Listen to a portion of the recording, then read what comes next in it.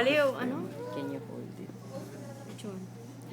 Why do I have to hold it for you? Can you hold it? I'll hold it. Okay.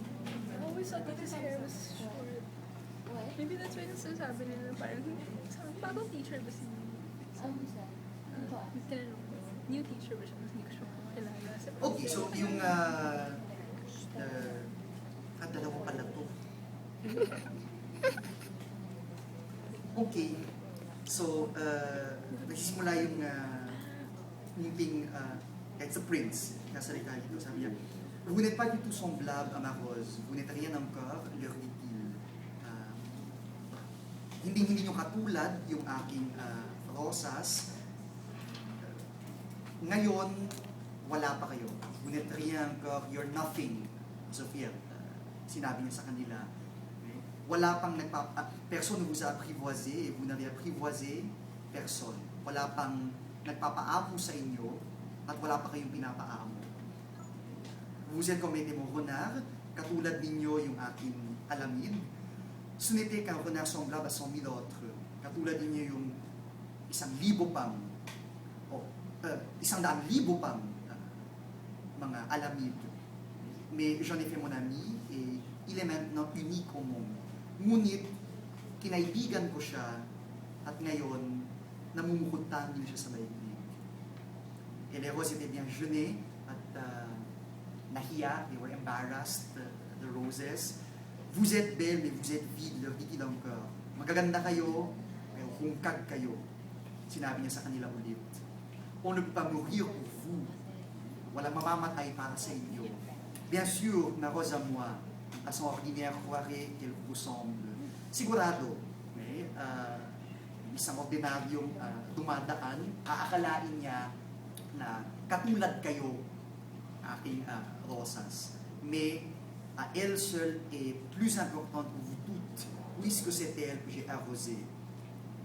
Pero siya yung pinakamahalaga, siya lamang yung pinakamahalaga sa lahat. Bakit? Sapagkat siya yung diniligan ko.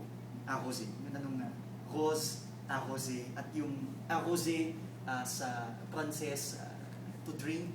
Pag nadiligan ka, go out on a drink, arrosé, hindi yung salitang ginagamit. Puisque c'est elle que j'ai mis sous globe, sapagkat siya yung nilagay ko sa loob ng isang glass case. Yung glass case, yung globe. Puisque c'est elle que j'ai abrité par le paravent, sapagkat siya yung ilagay ko sa silong sa tulong ng paravent. Paravent, yung struktura ng salitang paravent, pareho ng parapluie. Parapluie para sa ulan. Counterpart sa Espanyol, para sol para sa araw. So yung paravent para sa hangin.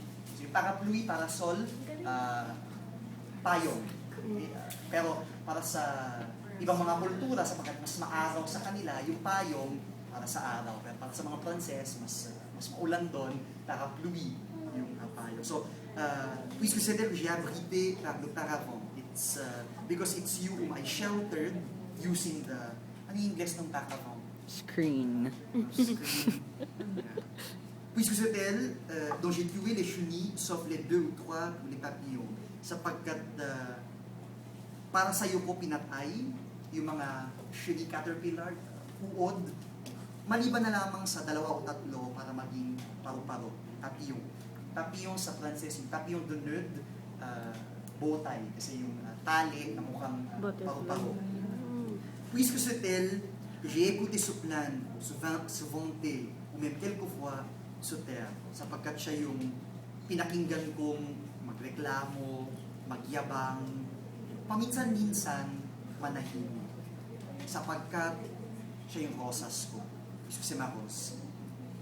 Yung huling eksena sa kabanatang ito, il revint vers le renard. Adieu, dit-il. Nagbalik siya patungo dun sa alamid. Sabi niya, paalam. Adieu, dit le renard. Paalam, sabi niya, alamid. Voici mon secret.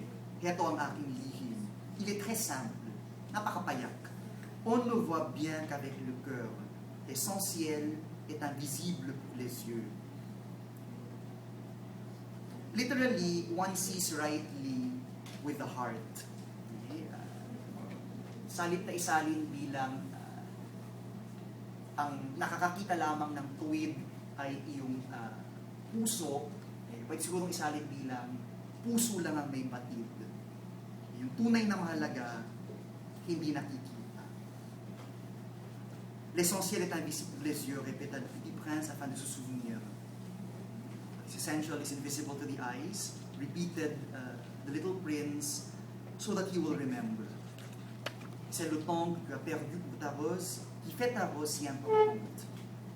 Panahon na inaksaya para sa iyong rosas, ang siyang